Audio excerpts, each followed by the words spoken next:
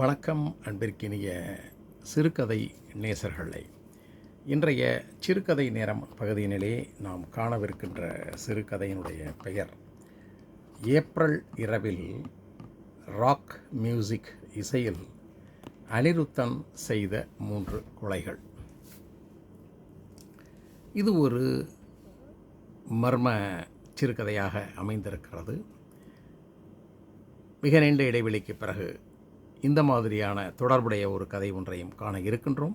April இரவில் rock music இசையில் அனிருத்தன் செய்த 3 கொலைகள். கதாசிரியர் திரு அரவிந்த் சச்சிதானந்தம் அவர்கள். As soon as you are born, they make you feel small by giving you no time instead of it all. John linen. தான் 3 பேரை கொடூரமாக கொன்றுவிட்டதாக 28 வயது அனிருத்தன் அண்ணாநகர் மேற்கு V5 காவல் நிலையத்தில் சரணடைந்த பொழுது மணி இரவு 9:10. ஹெட் கான்ஸ்டபிள் கன்னியப்பன் டியூட்டி முடிந்து வீட்டுக்கு கிளம்பி கொண்டிருந்தார். திருமங்கலம் சிக்னலில் நடந்த திடீர் மாணவ போராட்டத்தை கலைத்துவிட்டு கட்டுப்படுத்த போனதனால் தன்னால் வழக்கம் போல் 8 மணிக்கு வீட்டுக்கு கிளம்ப முடியவில்லை என்ற கடுப்பினிலே எப்படியாவது இந்த வருஷம் அந்த வேலையை தூக்கி போட்டு போயிடணும் என்ற சிந்தனையில் தன் போலீஸ் உடையை கழட்டி வைத்துவிட்டு காலையில் போட்டு வந்த மடிப்பு களையாத சிகப்பு சட்டை நீல நிற பேண்ட்டை போட்டுக்கொண்டு அவர் ஓய்வறையில் இருந்து வெளியே வந்தபொழுது அனிருத்தன் தலையை தொங்க போட்ட வாக்கில் போலீஸ் நிலையத்தினுடைய நடு அறையில் நின்று கொண்டிருந்தான். யார் சார் நீங்கள்? அவனுடைய நாகரிகமான உடை கண்ணியப்பனின் துணியை நிர்ணயித்தது. பதில் சொல்லாமல் நின்று கொண்டிருந்த அனிருத்தனிடம் அவர் மீண்டும் சற்றே சப்தமாக கேட்டார். ஏய் தம்பி, யார் நீ? Till the pain is so big, you feel nothing at all. அவன் பாடினான். அவருக்கு புரியவில்லை. அவன் தன் இடது கையை உயர்த்தி 3 என்று காண்பித்தவாறே தனது வலது பேண்ட் பாக்கெட்டில் இருந்து துப்பாக்கியை எடுத்து மேஜை மீது வைக்கும் பொழுதுதான் அவருக்கு புரிந்தது. வேகமாக உள்ளே ஓடினார். ஆய்வாளர் அந்தோனிக்கு அந்த 20க்கு 20 அறையில் மின்விசிறி வேகமாக சுற்றியும் வியர்த்து கொண்டே இருந்தது. வேலை செய்யாமல் சம்பளம் வாங்குவதே உத்தமம் என்று நினைக்கும் அவருக்கு இரவிலே ஒரு கொலைகாரனை விசாரிப்பது என்பதெல்லாம் கனவில் கூட நடந்துவிடக்கூடாத ஒரு செயல். அறிவுடையான், என்னுடைய யூனியன் லீடர் அறிவுடையான் ரொம்ப நாளாக என்கிட்ட வம்பு பண்ணிக்கிட்டே இருந்தான். ஷூட் பண்ணிட்டேன். ஷவுகார்பேட்டை போய் வாங்கிட்டு வந்து துப்பாக்கியால் சுட்டுட்டேன். செத்து போயிட்டான். அனிருத்தன் சிரித்தான். அப்புறம் அந்த மேனேஜர் இருக்கான, அவன் பேர் என்ன, பாவேஷ் மிஸ்ராவையும் கொண்டுட்டேன். அப்புறம் அந்த ஆடிட்டர், ஆடிட்டர் 3 பேரும் மர்கயா சாலா. அவன் மீண்டும் சிரித்தான். அவன் எதுவும் விபரீதமாக செய்துவிடக்கூடாது என்பதற்காக கண்ணியப்பனும் உதவி ஆய்வாளர் சதீஷ்குமாரும் அவனை கண்காணித்தவாறே அவனுக்கு பின்னே நின்று கொண்டிருந்தார்கள். கவரப்பேட்டையில் இருக்குது சார் என் வீடு. அங்கேருந்து அண்ணாநகர் வர்றதுக்கு எவ்வளோ நேரம் தெரியுமா சார்? காலையில் 8:45 பிரான்ச்சில் இருக்கணும். எவ்வளவு வேலை செய்கிறேன், பாராட்டக்கூட வேணாம். எப்போ பார்த்தாலும் மட்டம் தட்டிக்கிட்டே இருந்தாங்கன்னா நான் என்ன பண்ணுவேன் சொல்லும்? போயும் வேலையில் பிரச்சனைன்னா கொலை பண்ணீங்க. போயும் வேலையா? இங்கே வேலை தான் சார் எல்லாருக்குமே வாழ்க்கை. வீட்டில் எங்கள் அம்மா அப்பா கூட இருக்கிற நேரத்தை விட நான் ஆஃபீஸில் இருக்கிற நேரம் தான் அதிகம். எவ்வளவு வேலை செஞ்சாலும் சரி, இவனுங்க தலைக்கு மேலே உட்காந்துக்கிட்டு டார்ச்சர் பண்ணிக்கிட்டே இருக்கானுங்க சார். கண்ணியப்பன் அவனை ஆமோதிக்கும் வகையில் தலையசைத்தவாறே அந்தோனியை பார்த்தார். அந்த பார்வை அந்தோனியையும் யாராவது சுட்டுவிட்டால் நன்றாகத்தான் இருக்கும் என்பது போல் இருந்தது. அந்தோனி இதனை கவனிக்கவில்லை. ஒரு வேலையும் செய்ய மாட்டான் சார் என்னோடய மேனேஜர். எங்கேயோ டெல்லியிலேருந்து வந்து அந்த இங்கே ஒருத்தர் சுரண்டி திங்கிறான், சுரண்டி அதுக்கு இந்த அறிவுடையான் சப்போர்ட்டு. திருட்டு பசங்க எல்லா பேரும் அதான் ஒன்றா சேர்ந்துட்டானுங்க. வேலை கொடுத்துக்கிட்டே இருப்பானுங்க, பண்ணாத தப்புக்கு திட்டிக்கிட்டு இருப்பானுங்க. வேலையும் செஞ்சுட்டு பேச்சும் வாங்கணும்னா உடம்பெல்லாம் கூசும் சார். ஒரு நாள் ஒரு ஆர்டிஜிஎஸ் தப்பாக போட்டேன். காசு வேற ஒருத்தனுக்கு தப்பாக அவன் அக்கௌண்ட்டு போயிடுச்சுது. அதை நாங்கள் கண்டுபிடிக்கிறதுக்குள்ளே அவன் அந்த காசை எடுத்துட்டான். இவ்வளவு வேலை கொடுத்தா ஒருத்தன் சறுக்கத்தான் செய்வான். It's a human error. அதுக்கு நானும் பொறுப்பு தான். ஆனால் நான் மட்டுமே பொறுப்புங்கிற மாதிரி என்னை அசிங்கப்படுத்தி என் சம்பளத்துலேருந்து இந்த காசை ரெக்கவர் பண்ணுவேன்னு சொல்லி மிரட்டி எனக்கு மெமோ கொடுத்தாங்க சார். நான் யார் அக்கௌண்ட்டு காசு போச்சுதோ அந்த ஆளை தேடி பிடிச்சி 2 மாதம் பின்னாடியே அலைஞ்சி பாதி காசை தான் வாங்கினேன். அவன் மீதி காசை 2 மாதம் கழித்து தான் தருவேன்னு சொல்லிட்டான். அதனால என் கையில் இருந்த காசை போட்டு பணத்தை கட்டிட்டேன். ஆனால் அந்த பிரச்சனையை நான் சால்வ் பண்ணியும் அதை வச்சுக்கிட்டே என்னை கேவலப்படுத்திக்கிட்டு இருக்கானுங்க. நேற்று அந்த வந்த அந்த ஆடிட்டர் முன்னாடி இதை சொல்லி என்னை அசிங்கப்படுத்துகிறானுங்க சார். அதான் இன்னைக்கு வர்றப்போவே துப்பாக்கியை வாங்கி சுருவிக்கிட்டே வந்தேன். என்னை அசிங்கப்படுத்துனீங்க இல்லையா? யார்? அந்த அறிவுடையான், பாவேஷ், வேடிக்கை பார்த்துக்கிட்டு இருந்தான் அந்த ஆடிட்டர். 3 பேரையும் குறி பார்த்தேன், சுட்டேன், முடிச்சிட்டேன். அந்தோணி கண்ணியப்பனை பார்த்தார். கண்ணியப்பனுக்கு இப்பொழுது வியர்க்க தொடங்கியது. ஆக்சுவலி அந்த ஆடிட்டர் இந்த என்னோடய லிஸ்ட்டில் இல்லை. என்னை பற்றி பேசியதோ சிரிச்சுக்கிட்டே இருந்தானுங்க. டக்குன்னு எந்திரிச்சேன். அந்த ஆடிட்டரை டக்குன்னு பார்த்து சுட்டுட்டேன்.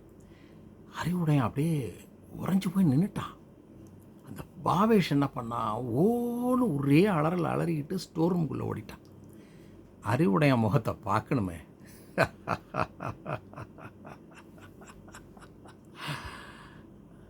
அறிவுடையான் சார், ஜிந்தாபாத், யூனியன் ஜிந்தாபாத். அனிருத்தன் துப்பாக்கி அறிவுடையானை நோக்கி நீட்டிய போது மேலாளர் இருக்கைக்கு பின்மாட்டப்பட்டிருந்த சுவர் கடிகாரம் 8 முறை அடித்தது. வேணாம் அனிருத், உனக்கு நான் என்ன வேணுமோ செய்கிறேன். உன்னை யூனியனில் ட்ரெஷரர் ஆக்குறேன். இன்னும் உனக்கு என்னென்ன ஹெல்ப் பண்ணுமோ அவ்வளவும் பண்ணுறேன். ஒரு 2 வருஷத்தில் நான் ரிட்டையர் ஆகிடுவேன் அனிருத். அப்புறம் யூனியனில் எல்லாம் நீ தான், ப்ளீஸ். அனிருத்தன் இப்பொழுது 2 வருஷம் கழித்து நீ ரிட்டையர் ஆக, அதுக்கப்புறம் எல்லாமே நானா? அப்படியே சுட்டா கிக்கு இல்லை சார். அதான் பாட்டு போட்டேன். அனிருத்தன் தன் தலையை திருப்பி கண்ணியப்பனை பார்த்து சொல்லிவிட்டு தன் மொபைலில் ப்ளே மியூசிக்கை இயக்கினான். கித்தார் இசையோடு சேர்ந்து ஜான் லெனனின் குரல் மேலெழும்பி அந்த போலீஸ் ஸ்டேஷனை நிறைத்தது. அது என்னன்னே தெரியல சார். இந்த பாட்டை கேட்டாலே கொலை பண்ணணும்னு தோணுது. எஸ். எதுக்கு தம்பி இந்த பாட்டை கேட்டுக்கிட்டு? அதெல்லாம் கேட்காதீங்க தம்பி, கண்ணியப்பன் அப்பாவியாக சொன்னார். மூளைக்குள்ளே கேட்டுக்கிட்டே இருக்கு சார், கேட்டுக்கிட்டே இருக்கு. அவன் சொல்லிவிட்டு பாடத் தொடங்கினான். கண்ணியப்பனும் ஆண்டனியும் ஒருவரை ஒருவர் பார்த்து கொண்டனர். They had you if you were clever and they despise a fool. பாடியவாறே அவன் ஆண்டனியை பார்த்தான். அவர் கண்ணியப்பனை நோக்கியதை கவனித்தான். புரியலையே சார். பாரதியார் சொன்னார் இல்லையா, அந்த என்னமோ நல்ல கித்தார் ஒன்று செஞ்சு சேர்த்து தூக்கி போட்டுட்டியே, சொல்லடி சிவசக்தி, என்னை சுடர் மிகு அறிவுடன் படைச்சிட்டியேன்னு. அந்த மாதிரி தான் சார் இதுவும். கண்ணியப்பன் சற்றே சகஜமாகி அனிருத்தன் முன்னே வந்து நின்றார். அவருக்கு ஏனோ அனிருத்தன் மீது கோபம் வரவில்லை, இரக்கம் தான் வந்தது. தம்பி, இவ்வளோ அறிவாக பேசுகிறீங்களே தம்பி, அப்புறம் ஏன் கொலை அது இதுன்னு. அவர் பேசி முடிப்பதற்குள் அனிருத்தன் சப்தமாக சிரித்தான். அனிருத்தனின் சிரிப்பொலி அந்த வங்கி அறையெங்கும் எதிரொலித்தது. கூடவே கித்தார் இசையும். அறிவுடையான் சார், அறிவுடையான் சார், உங்ககிட்ட ஒன்றே ஒன்று சொல்லணும். எனக்கு கித்தார் வாசிக்கணும்னு ரொம்ப நாளாக ஆசை, ரொம்ப ஆசை. ஆனால் எங்கள் வீட்டில் சேர்த்து விடலை. படிப்பு படிப்பு படிப்புன்னு படித்தாக்கா மேலே வந்துடலான்னு எங்கள் அப்பாவும் அம்மாவும் நம்பினாங்க. அப்பாவி சார் அவங்க, அப்பாவி. என்ன படித்தாலும் உன்னை மாதிரி சுரண்டல் நாய் கீழே, சாரி அறிவுடையான் சார், உங்களை மாதிரி நாய் கீழே தான் வேலை செய்யணும். கடைசி வரைக்கும் நீங்கள்லாம் எங்களை காலில் போட்டு மிதிப்பீங்கன்னு அவங்களுக்கு தெரியல. என்ன பண்ணுறது? When they were tortured and scared you for 20 odd years, then they expect you to pick a career. When you can't really function, you are so full of fear. John linen பாடிக்கொண்டே இருந்தார். வேணா Anirudh, please என்னை விட்டுடு. தாமதிக்காமல் அனிருத்தன் அவருடைய இடது கையில் குறிபார்த்து சுட்டான். குண்டு விரலை கிழித்து ரத்தம் பேச்சு கொண்டு வர அறிவுடையான் அலறினார். அனிருத்தன் இப்பொழுது வாசலுக்கு ஓடினான். வங்கியின் ஷட்டர் வெளியே மூடப்பட்டிருப்பதை உறுதி செய்து கொண்டான்.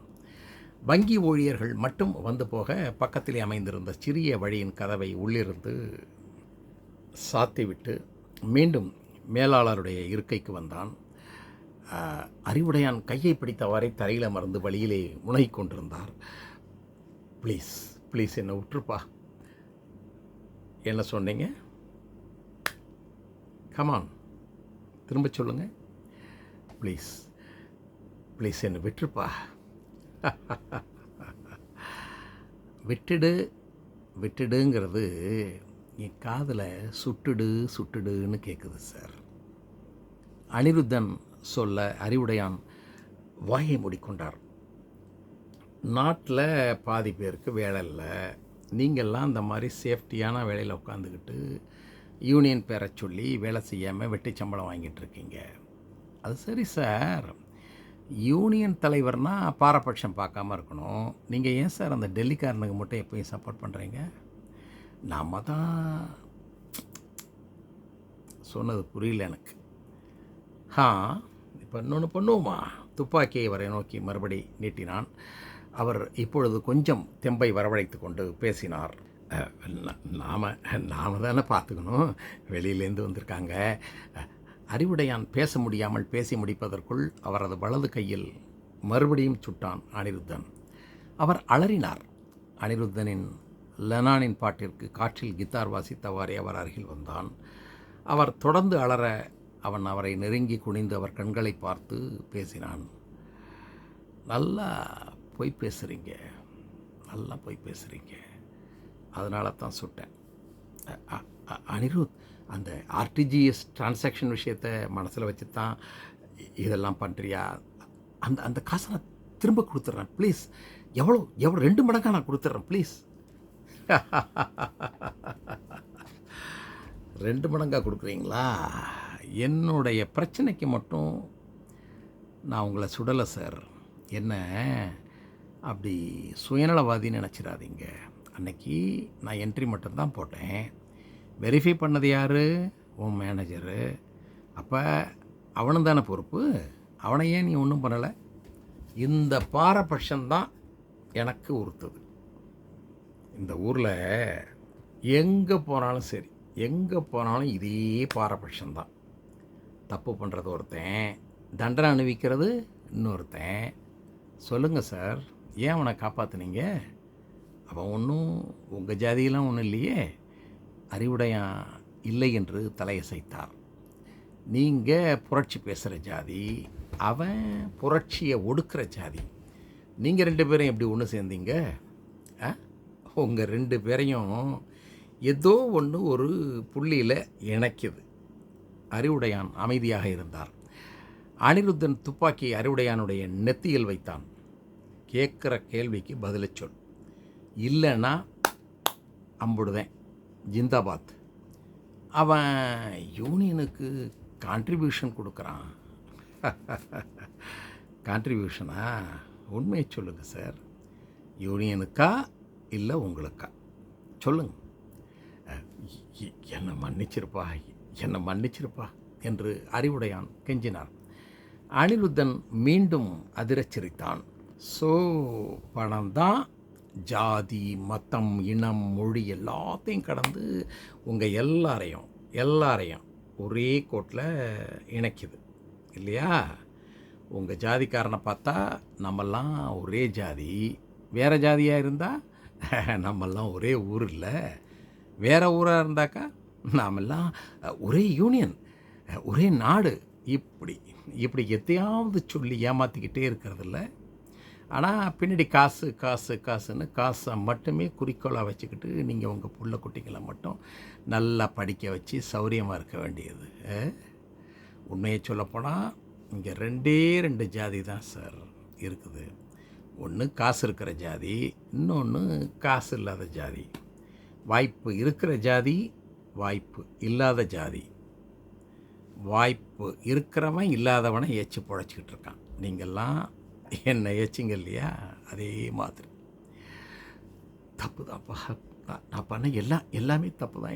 என்ன தயவு பண்ணி விட்டுரு ப்ளீஸ். அவருக்கு மூச்சு இறைத்தது. விட்டுறேன். நீங்கள் தப்பை ஒத்துக்கிட்ட மாதிரி அந்த மேனேஜர் பையிலையும் ஒத்துக்க வைங்க, மன்னிச்சு விட்டுறேன். அறிவுடையான் இப்பொழுது கண்கலங்க அவனையே பார்த்தார். அப்புறம் யோசித்து பார்த்தேன், எதுக்கு மன்னிச்சுக்கிட்டு, இந்த பயலுலெல்லாம் திருத்தவே முடியாதுன்னு அதான் அறிவுடையான நெத்திலே சுட்டுட்டேன். அந்த மேனேஜரை எங்கே சுட்டேன்? வாயில் சுட்டேன்.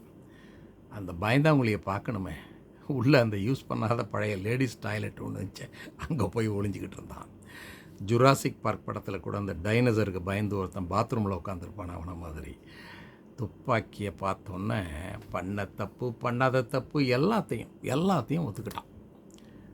மாஃப் கர் தீஜியே அனிருத்ஜி, மாஃப் கர் தீஜியேன்னுட்டு பாவேஷ் மிஸ்ரா 2 கையையும் தூக்கிக்கிட்டு கையை தூக்கி கும்பிட்டான். அறிவுடையான் சார், என்ன சார் இவர் இப்படி கெஞ்சுறாரு? பார்க்கவே பாவமாக இருக்குது சார். சொன்னவாறே அனிருத்தன் அவர்கள் இருவரையும் மாறி மாறி பார்த்தான். ஆனால் 2 பேரில் யாராவது ஒருத்தரைத்தான் அப்போ உயிரோட விட போகிறேன்.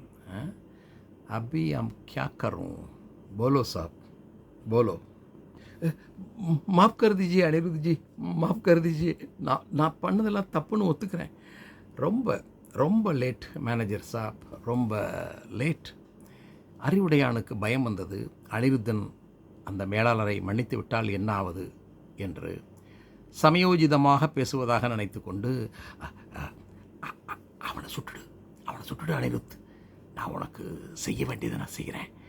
அறிவுடையான் பதட்டப்பட்டார். அனிருத்தன் ஒரு நொடி கண்களை மூடி சற்றே யோசித்தான்.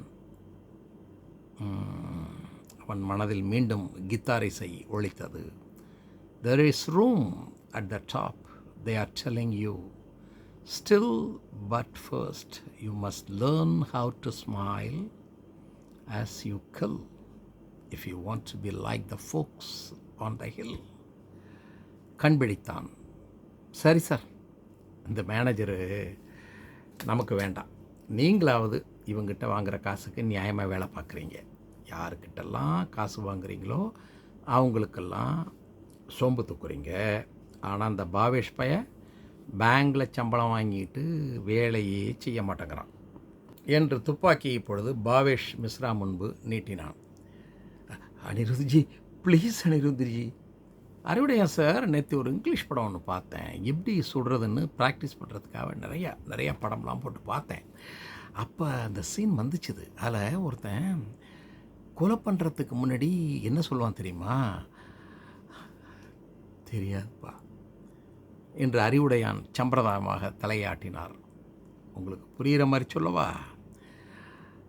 அந்த கேடுகட்ட மனிதர்களை உக்கிரமான தண்டனைகளினால் கொடிதாக பழிவாங்குவேன். நான் அவர்களை பழிவாங்கும் பொழுது நானே கடவுள் என்று அவர்கள் அறிந்து கொள்வார்கள். பிதா சுதன் பரிசுத்தாவியின் பெயராலே ஆமென் சொன்ன நொடியில் அவனுடைய துப்பாக்கி குண்டு மிஸ்ராவின் வாய்க்குள் சீர அவன் அப்படியே பின்னே சாய்ந்த வாக்கிலே சரிந்தான். அனிருத்தனை இப்பொழுது அறிவுடையானை பார்த்தான். உங்களை கூட மன்னிச்சு விட்டுலான்னு தான் சார் பார்த்தேன். இங்கே நீங்கள்லாம் பண்ணதை தப்புக்குத்தான் நான் தண்டனை கொடுக்குறேன். ஆனால் உங்களை வெளியில் விட்டால் என்ன மாட்டி விட்டுருவீங்க. சட்டம் என்னை தண்டிக்க முடியாது. தண்டிக்க விட மாட்டேன். தண்டிக்க விட மாட்டேன். ஆண்டனிக்கு சில நிமிட மாறுதல் தேவைப்பட்டது. எழுந்து பின்னே சென்று சிகரெட்டை பற்ற வைத்தார். கண்ணியப்பன் வாசலில் நின்ற சென்ட்ரியை உள்ளே வர சொல்லிவிட்டு அவரும் பின்புறம் சென்றார். யோ, என்னையாது சரியான கோக்குமாக்கா இருக்காமே. அந்தோனி ஒரு சிகரெட்டை கண்ணியப்பனிடம் நீட்டியவாறே பேசினார். இவனை ரிமாண்டில் வச்சுட்டு வீட்டுக்கு போனால் கூட தூக்கம் வராது. எங்கேருந்து தான் வரானோன்னு தெரியல. அடி இப்படியே தலைமறைவாயே இருக்கலாம்னு ஏதாவது ஒரு ஸ்பெஷல் ஸ்குவாடு நல்ல தலையில் கேஸை கட்டி விட்டு நம்மளாவது ஒதுங்கி நிற்கலாம். நேராக நம்ம ஸ்டேஷனுக்கு வந்து நின்றுக்கிட்டு நம்ம கழுத்தை இருக்கிறான். என்ன பண்ணுறதுன்னு தெரியலையே. சார் ரொம்ப பாதிக்கப்பட்டிருப்பான் போல இருக்குது சார். நம்மளை கூட வெயிலில் பந்தோபஸ்து அது இதுன்னு நிற்க வச்சா நமக்கு கூட கோவம் வரும் சார். பிடிச்சி இப்படி எல்லா பேரும் சுற்றலாமான்ட்டு கூட நானே நினச்சிருக்கேன் சார். என்ன இவன் பண்ணிட்டான். கண்ணியப்பன் புகையை கக்கும் சாக்கில் மனதில் இருப்பதையும் வெளியே கக்கினார். அந்தோனி கண்ணியப்பனை சற்றே ஏற இறங்க பார்த்தார். அந்த எஸ்ஐ பயலை கூட்டிக்கிட்டு க்ரைம் சீன் போங்க. கண்ணியப்பன் எதிர்பார்த்தை போல் அந்தோனி சொன்னார். சீட்டை விட்டு நகரவே மாட்டேங்கிறான் நாய். அந்த பையன் செஞ்சது தான் சரி. இவனையும் அதே மாதிரி போடணும். என்ன கண்ணியப்பன் யோசிச்சுக்கிட்டு நிற்கிறீங்க? அந்தோனி சிடுசிடுத்தார். கண்ணியப்பன் சிகரெட்டை தரையில் போட்டு மிதித்தார். கண்ணியப்பன் உதவி ஆய்வாளர் சதீஷின் இருசக்கர வாகனத்தின் பின்னே அமர்ந்திருந்தார். வண்டி அண்ணாநகர் பள்ளி சாலையிலே திரும்பியது. அந்த பையனை நினச்சா பாவமாக இருக்குது தம்பி. சதீஷ் எந்த பதிலும் சொல்லாமல் சாலையில் மட்டும் கவனம் செலுத்தி வண்டியை ஓட்டினார். கோவத்தில் அடிச்சிருந்தா கூட கேஸு கம்மி. இவன் பிளான் பண்ணி துப்பாக்கியெல்லாம் வாங்கிட்டு வந்திருக்கான். அவன் வாழ்க்கையே போயிடுச்சுது. கண்ணியப்பன் சதீஷின் பதிலை எதிர்பாராதவராய் தனக்கு தானே பேசி கொண்டு வந்தார். இவனெல்லாம் வெளியில் விடுறது ரிஸ்க்கு தான் சார். அவனுக்குள்ளே எவ்வளவு வெறி இருக்குது பாருங்க. சதீஷ் தன் பங்கிற்கு தன் கருத்தை பதிவு செய்தார். அவனுக்குள்ளே இவ்வளவு வெறி இருக்குன்னா இந்த வெறியை வர வச்சது யார்? வெறும் போலீஸாக மட்டும் எல்லாத்தையும் பார்க்கக்கூடாது தம்பி. அவங்க அப்பா அம்மாவுக்கு தெரிஞ்சால் எப்படி பதறுவாங்க? நம்ம என்ன சார் பண்ண முடியும்? நம்ம டியூட்டியை தான் நம்ம பார்க்க முடியும். கண்ணியப்பன் பதில் எதுவும் பேசவில்லை. ஆனால் அவர் மனதில் 1000 எண்ணங்கள். ஆமாம், பெரிய டியூட்டி. டைரெக்டாக எஸ்ஐ எக்ஸாம்லாம் எழுதி வர்றவங்களுக்கு சொந்தமாக யோசிக்கிறதுக்கு கூட அறிவு இருக்க மாட்டேங்குது. இன்ஸ்பெக்டர் என்ன சொல்கிறாரோ அதுதான் வேத வாக்குன்னு எடுத்துக்கிறான். டியூட்டியை பற்றி பேசுகிறான். அவர் சிந்தனை கலைக்கும் விதத்தில் வண்டி திடீரென நின்றது. சுதாரித்தார். அந்த வங்கியின் டிஜிட்டல் பலகை அவர்களை வரவேற்றது. தன் மொபைலை பார்த்தார். மணி 10:35. மொபைல் பேட்டரியின் உயிர் ஊசலாடி கொண்டிருந்ததை கவனித்தார். லோனவா கூனவான்னு ஒரு மொபைல் ஃபோன் என் பையன் வாங்கி கொடுத்தான். பேட்டரியே நிற்க மாட்டேங்குது. சொல்லியவாறே வண்டியிலிருந்து மெல்ல கீழே இறங்கினார். வங்கியின் வளாகத்திற்குள் நுழைந்ததும் ஏடிஎம் வரவேற்றது. பக்கத்திலே அனிருத்தன் விவரித்தது போல் பெரிய ஷட்டரால் வாசல் மூடப்பட்டிருந்தது. பக்கத்தில் சிறிய வழி மட்டும் திறந்திருந்தது. உள்ளே வெளிச்சம் தெரிந்தது. கண்ணியப்பன் வாசல்லையே நின்றார். உள்ளே போங்க சார், நான் வண்டியை நிறுத்திட்டு வரேன் என்று உதவி ஆய்வாளர் சொன்னார். க்ரைம் சீன்னாலே இப்பெல்லாம் அலர்ஜி, வயசாவதில்ல என்றவாறே வங்கியின் உள்ளே காலடி எடுத்து வைத்தார். 3 பிணங்களை எதிர்பார்த்து உள்ளே சென்றவரை அசையாமல் நிற்க வைத்தது உள்ளே அவர் கண்ட காட்சி. 3 பேர் சந்தோஷமாக உரையாடி கொண்டிருந்தார்கள். கியா பாதே சார் என்றவாறே வாசலை பார்த்து அமர்ந்திருந்த பாவேஷ் மிஸ்ரா கண்ணியப்பனை கவனித்தார். அவரின் முன்னே இருந்த நாற்காலியில் அமர்ந்திருந்த இருவரும் பாவேஷ் வாசலை பார்ப்பதைக் கண்டு திரும்பி பார்த்தனர். என்ன சார்? குள்ளமாக கட்டை மீசை வைத்த அந்த ஆசாமி கண்ணியப்பனை பார்த்து விடவினார். நான் V5 ஸ்டேஷன் ஹெட் கான்ஸ்டபிள். பாவேஷின் மேஜையில் இருந்த ஏராளமான காகிதங்களை கவனித்தவாறே கண்ணியப்பன் சொன்னார். அந்த ஆசாமி இருக்கையில் எழுந்து கண்ணியப்பனை நோக்கி வந்தார். ஆஹா, வாங்க சார். ஏடிஎம் ரவுண்ட்ஸ் என்ட்ரி போட வந்தீங்களா? ஆடிட்டிங்னு லேட்டாக ஒர்க் பண்ணிக்கிட்டு இருக்கோம். அவராகவே படபடவென பேசி கொண்டு போனார். இல்லை சார், இங்கே அறிவுடையான் நான் தான் சார். உட்காருங்க. சாரி, என்ன விஷயம்? கன்னியப்பன் சில நொடிகள் பேசாமல் நின்றார். கள நிலவரம் அந்தோணிக்கு வந்து சேர்ந்ததும் அவர் சகஜமாகிவிட்டிருந்தார்.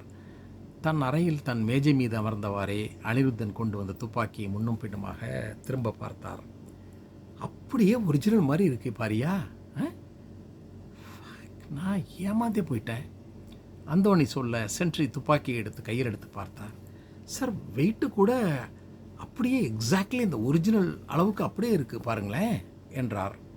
அந்தோணி தன்னுடைய துப்பாக்கியை மேஜை டிராயரிலிருந்து எடுத்து அனிருத்தன் கொண்டு வந்த துப்பாக்கியோடு ஒப்பிட்டு பார்த்தார்.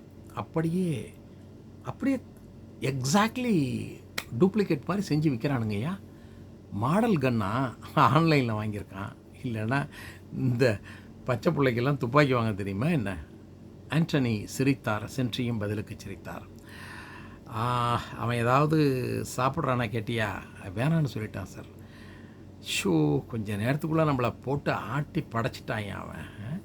கண்ட சினிமா படத்தை பார்க்க வேண்டியது, இப்படி ஏதாவது பண்ணி நம்ம கழுத்தை இருக்க வேண்டியது. படித்து வந்தான் அப்படிலாம் அந்த மாதிரி ஆயிடுறானுங்க. என்னையா ஸ்ட்ரெஸ்ஸு? நமக்கு வேலையில் இல்லாத ஸ்ட்ரெஸ்ஸா? சார், இந்த காலத்து பிள்ளைங்களுக்கெல்லாம் எதையும் ஹேண்டில் பண்ண முடியல சார். அந்தோணி அறையை நோட்டம் விட்டவாறே, என்னையா பண்ணுறான் இவ்வளோ நாளியா என்றார். சென்ட்ரி அறையின் மூலையில் இருந்த பாத்ரூம் கதவை தட்டினார். உள்ளே தண்ணீர் வழியும் சப்தம் கேட்டது. அறையின் வெளியே சதீஷை கண்டதும் ஆண்டனி வெளியே போனார். சென்ட்ரி, ஹேய் தம்பி, சீக்கிரம் வா என்று சொல்லியவரை கதவை மீண்டும் தட்ட எத்தனைக்க அனிருத்தன் கதவை திறந்தான். அவன் கண்கள் கலங்கியிருந்தன. வா வா, உன் பேங்க்லேருந்து வந்துட்டாங்க என்றவாறு சென்ட்ரி வெளியே சென்றார். ஆடிட் ரிப்போர்ட் சைன் பண்ணிக்கிட்டு இருந்தோம். லாஸ்ட் நாள் ஆடிட் எப்பவும் லேட்டாகும் சார். சாப்பிட போகிறேன்னு கிளம்பி வந்தார். அறிவுடையான் அலட்டி கொள்ளாமல் பேசினார். ஆண்டனி அனிருத்தனை கூர்ந்து கவனித்தார். அவன் அமைதியாக நின்று கொண்டிருந்தான். நல்ல பையன்தான் சார். ஏதாவது ஸ்ட்ரெஸ்ஸில் பேசியிருப்பார். விடுங்க, நாங்கள் பார்த்துக்குறோம். கவுன்சிலிங் கொடுங்க, கூட்டிகிட்டு போங்க. ஆண்டனி சொல்லிவிட்டு பிரச்சனை தன்னை விட்டு போனால் போதும் என்று உள்ளுக்குள் ஆசுவாசப்படுத்தி கொண்டார். அறிவுடையான் வாசலை நோக்கி நடந்தார். அனிருத்தனும் தலை குனிந்தவாறே வெளியேறினான். சார் என்றவாறே கண்ணியப்பன் ஆண்டனி அருகே வந்தார். ஆண்டனி, என்னையா என்பது போல பார்த்தார். சார், போகிற வழி தானே சார், நானே விட்டுட்டு வீட்டுக்கு போய்ட்றேனே. பாவம் சார் அந்த பையன், இவர் கூட அனுப்ப வேணாம். நான் நல்ல வார்த்தையாக சொல்லி விட்டுட்டு போகலான்னு பார்க்குறேன். ஏன் அப்படியே வீட்டிலே விட்டுடுங்களேன். கண்ணியப்பன் அமைதியாக நின்றார். சரி கூட்டிகிட்டு போங்க. கண்ணியப்பன் இப்பொழுது நகர்ந்தார். லூசு பைய, எதுக்கு போலீஸ் ஸ்டேஷன் வந்தான்? ஆண்டனி சதீஷிடம் சொல்லி கொண்டிருந்தது கண்ணியப்பனுக்கு என்னவோ போல் இருந்தது. கண்ணியப்பன் மெதுவாகத்தான் வண்டியை ஓட்டினார். அவருக்கு அனிருத்தனிடம் பேச வேண்டும் என்பது போல் இருந்தது. தம்பி, மனசை போட்டு குழப்பிக்காதையா. வீட்டில் சொல்லி கல்யாணம் பண்ணிக்கோ.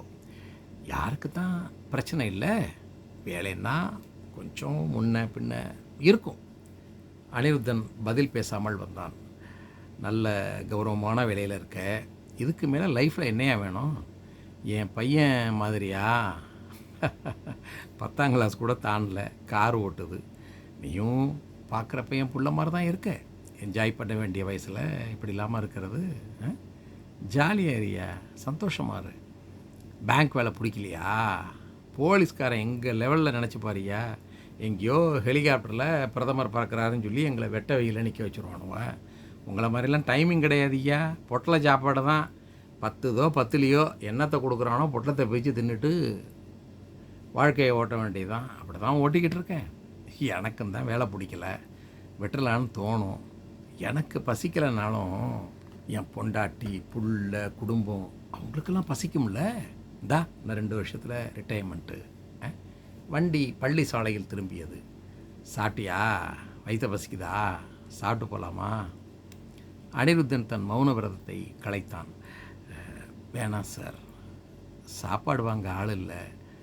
நீ போய் வாங்கிட்டு வான்னு சொன்னாங்க சார். அதான் ஒரு மாதிரி இருந்துச்சு. பேங்க்கில் ஒரு ஆஃபீஸராக இருந்தால் கிளர்க் வேலை செஞ்சு, ஆஃபீஸர் வேலை செஞ்சு, சப்ஸ்டாஃபாக வேலை செஞ்சு, அப்புறம் எடுபிடி வேலையும் செய்ய வேண்டியிருக்கு சார். வெளியிலேருந்து பார்க்குறவங்களுக்கு தான் சார் பெரிய பேங்க் வேலை. உள்ளே அப்படி கிடையாது. நரகம் நரகம் சார். ரொம்ப கன்னிங்காக இருக்காங்க இவங்க.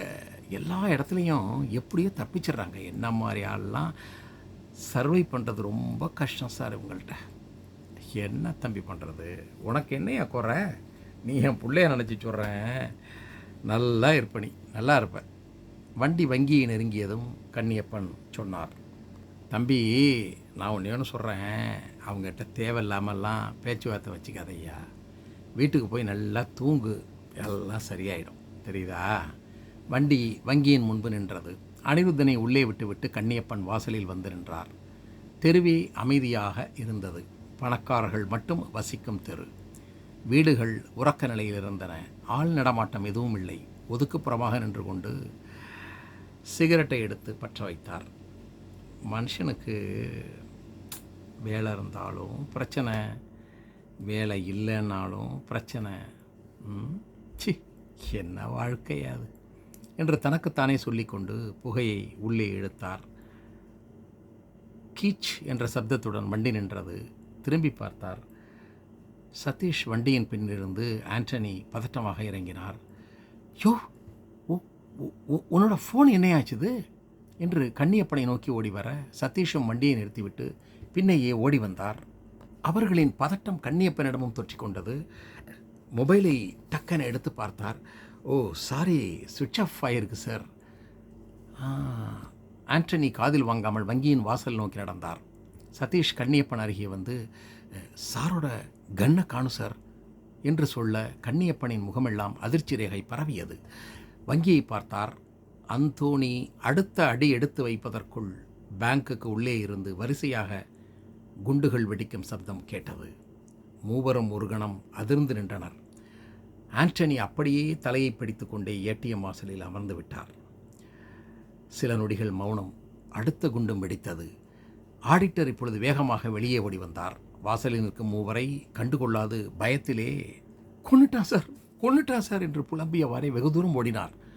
சதீஷ் தன் ஹோல்ஸ்டரில் கை வைத்தார். துப்பாக்கியின் துணையோடு அவர் ஒரு அடி எடுத்து வைக்க கன்னியப்பன் ஒரு முறை அந்தோனியை பாவமாக பார்த்துவிட்டு சதீஷுடன் இணைந்து கொண்டார். வங்கியின் உள்ளே மின்விளக்கு அணைந்து எரிந்து கொண்டிருந்தது. ஏய் தம்பி, எதுவும் முட்டாள்தனமாக பண்ணிடாதையா என்று கன்னியப்பன் கத்தினார். இருவரும் வாசலில் நின்றவாறே வங்கியை ஆராய்ந்தனர். ஒருவரும் தென்படவில்லை. தயங்கி உள்ளே அடிமேல் அடி எடுத்து வைத்தனர். மேனேஜர் தன்னுடைய இருக்கை அருகிலேயே சரிந்து கிடந்தார். அவர் வாயிலே குண்டு பாய்ந்திருந்தது. அவர் அருகில் அறிவுடையான் வாய் பிளந்து கிடந்தார். நெத்தியில் குண்டால் பொட்டு வைக்கப்பட்டிருந்தது. உள்ளே ஸ்டோர் ரூம் கதவு ஆடிக்கொண்டே இருந்தது. இருட்டு. உள்ளிருந்து ஜான் லெனனின் மெல்லிய குரல் காற்றில் மிதந்து வந்தது. நிதானமாக அதனுள் இருவரும் நுழைந்தனர். சதீஷ் தன் மொபைல் டார்ச்சை ஆன் செய்து கன்னியப்பன் கையில் கொடுத்தார். அவர் ஒளியை அறையில் பாய்ச்சினார். இடது மூலையில் தரையில் அனிருத்தனின் மொபைல் கிடைத்தது. அருகில் அனிருத்தன் சுவற்றில் சாய்ந்த வாக்கில் தரையில் அமர்ந்திருந்தான். அவன் வலது கையில் அந்தோனியின் துப்பாக்கி இருந்ததை கன்னியப்பன் கவனித்தார். சட்டம் என்ன தண்டிக்க முடியாது, தண்டிக்க விடவும் மாட்டேன். அனிருத்தனின் குரல் கன்னியப்பனின் மனதிலே ஒலித்தது. உனக்கு என்ன தம்பி குறை? என் பிள்ளையா நினச்சி சொல்கிறேன், நீ நல்லா இருப்ப. அவருடைய வாழ்த்தும் காதுகளில் கேட்டது. நிமிர்ந்து பார்த்தார். அவன் தலை இடதுபுறம் தூணில் சாய்ந்திருந்தது. தலையின் பக்கவாட்டில் இருந்து இரத்தம் வழிந்து கொண்டிருந்தது. இப்பொழுது கன்னியப்பன் தன் கண்களில் தேங்கிய தண்ணீரை துடைத்து கொண்டார். அங்கே யாருமே பேசிக்கொள்ளவில்லை. அனிருத்தனின் மொபைலுக்குள் இருந்து ஜான் லெனன் மட்டும் பாடிக்கொண்டிருந்தார். A working class hero is something to be. A working class hero is something to be. If you want to be a hero, well, just follow me. If you want to be a hero, well, just follow me. என்று அந்த பாட்டு பாடிக்கொண்டே இருந்தது என்பதோடு இந்த கதை நிறைவு பெறுகிறது. திரு அரவிந்த் சச்சிதானந்தம் அவர்கள் எழுதிய இந்த கதை உங்களுக்கு பிடித்திருக்கிறதா? மீண்டும் நல்லதொரு கதையோடு உங்களை சந்திக்கிறேன். நன்றி, வணக்கம். வள்க தமிழ், வாழ்க வளமுடன்.